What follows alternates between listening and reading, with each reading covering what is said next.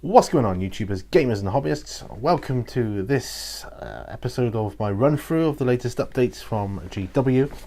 I'm going to be concentrating on datasheets and points and power levels in this episode, so yeah, stick around if you want to hear me run through that. Now, I haven't read these, so I'm just going to read through them now and see what I make of it. Okay, right, starting with the datasheet set. In Warhammer 40,000, a unit's rules can be found on its datasheet. Currently, a lot of these rules will reference universal special rules, and you might need to do some digging to find a specific rule in the main rulebook, or just be really good at memorizing a lot of rules. Yeah, ain't that the truth? Not for the new Warhammer 40,000. Universal special rules are out, and all the rules for a unit will appear on its datasheet. No more lugging a demi-library of books to every game night to ensure you have all the rules you need. Even the rules for weapons will be on there. For the most common weapons the unit is likely to be equipped with. The best way to show you is with an example. We'll be using the Rubric Marines. Datasheet as requested by Marco Tonino on our Warhammer 40,000 Facebook page. Okay, it doesn't look like it's got it on here. So I'll just have to literally read it, and you have to imagine it or look it up online. Okay, lots going on in there, so let's have a look at a few elements. At the top left we have the troop icon, which represents the unit's battlefield role. In this instance they are a troops unit for 1,000 Suns force, though they can also be used as an elite unit in a wider Chaos Space Marines force, maybe belonging to a sorcerer pledged to the Black Legion or a renegade warlord. Next to that we have power level, which we'll look at in detail tomorrow, but for the moment suffice to say that it is a quick and easy mechanism for balancing in less competitive narrative or open play games. Well, that's sounding good already. Then we have the unit profile. You can see the Rubric Marine is, perhaps unsurprisingly, quite similar to the Tactical Marine we've already seen. These guys are a little slower than their non-dust brothers, whereas the sorcerer leading the unit is faster and a more deadly close combat fighter with its extra attack. War gear options are listed next, along with stats for their weapons. Most units have all their weapons on their datasheet, though some with a lot of options, Space Marine Tactical Squads for example, will list only the most common. So what are we going to do about the ones that are not common then? If we want less common equipment, where will we find out? Maybe that'll be in like a main rule book or something along those lines. Next we have abilities. Universal special rules are out, so any time a unit acts differently to what its stats might indicate, the rules for how will be in here. The bulk of these rules will be written in full, but there might occasionally be an army-wide or very common rule for a given faction that isn't, like the Death to the False Emperor rule you can see above. Like I say, I haven't been able to see this because it's not showing me any like table or anything, so I can't show you. These will always be in the same publication though, to make finding it easy. After the special abilities and psychic powers are the key. After the special abilities and psychic powers are the keywords. There are two types of these.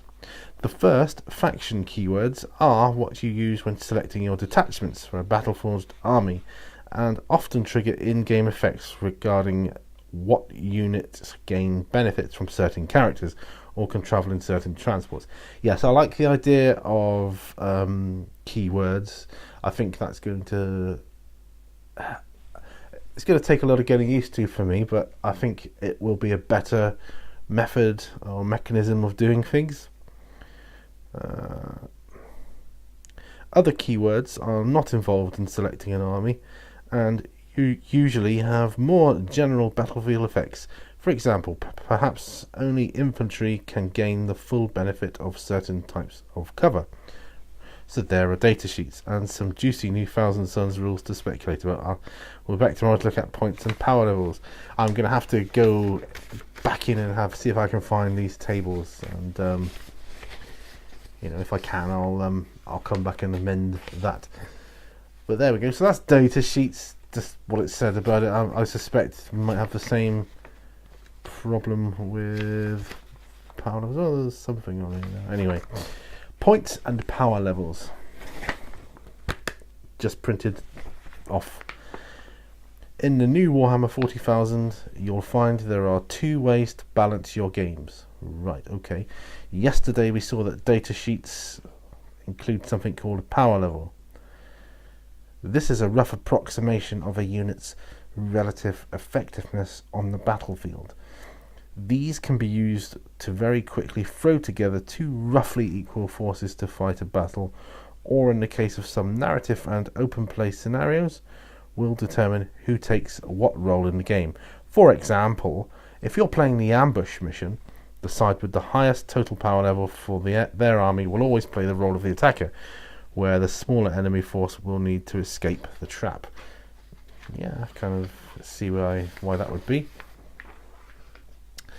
Power levels are a great way to very quickly get a roughly balanced game organised and started, but they do not account for the various war gear options and upgrades a unit can have.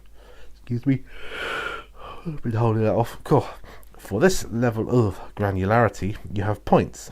These will be just as detailed as they are now, right down to points for individual weapon upgrades on every squad member. For example, a tactical marine squad of 5 models is power level 5, but in a match play game each of these tactical marines would cost 13 points each, with upgrades ranging from a grav pistol for the sergeant at 7 points all the way up to multi-melters at 27 points. The full squad totals up at a similar number of points to what it costs today. With faster play times for most games, we're expecting match play games of a couple of hours to sit around the 2,000 points mark. Yeah. Don't know why it's got that. Okay. In matched play, your points will be capped across the whole game, so if you're planning to summon units to the battlefield, you will need to set points aside to do this. You won't need to specify what the points will be for though, so this does leave you with your options open if during the game you decide that what you really need is a fast combat unit instead of a durable objective holder. You'll be able to summon the right tool for the job, points permitting. You will no longer be able to indefinitely replicate demon units, and instead summoning will be used more as an alternative mechanism of deployment, much like deep striking or outflanking is today, both of which exist in their own forms in the new Warhammer 40,000 too. I don't, because I don't know exactly the ins and outs of it. I'm not sure about that yet. I'm not as sold on that as I am some of the other stuff. I like the ability to indefinitely replicate demons. Yeah.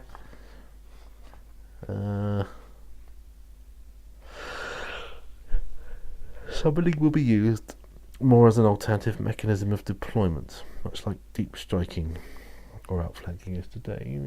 I'm going to have to run through it, when the time comes to make my mind up on that one. So jury's out on that one at the moment. The points for units don't appear on the datasheet, but will be elsewhere in the same book. This is because you don't need them to play if you don't want, which frees up room to include more rules for weapons on the datasheet. It also means that in the future, points for units could change without invalidating existing books. So if one unit or weapon starts to dominate tournaments, or certain units don't seem to be carrying their weight in competitive games, we can address the balance. That's good. I like that. That is good. Yeah. All cool stuff. We'll be back tomorrow with another piece of new background from the new edition. Right. Well, yeah. So there you go. Data sheets and points and power levels. Well, yeah, that's something to mull over, isn't it? Anyway, thanks for watching this episode. Remember, all brushes lead to war, and I will see you on the next video.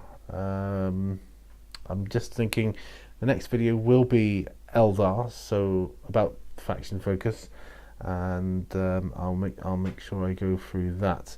I will have a look to see if I can find these tables, and if I can do that, I'll bring them up to show you again. So I'll keep hold of these two lots of information there.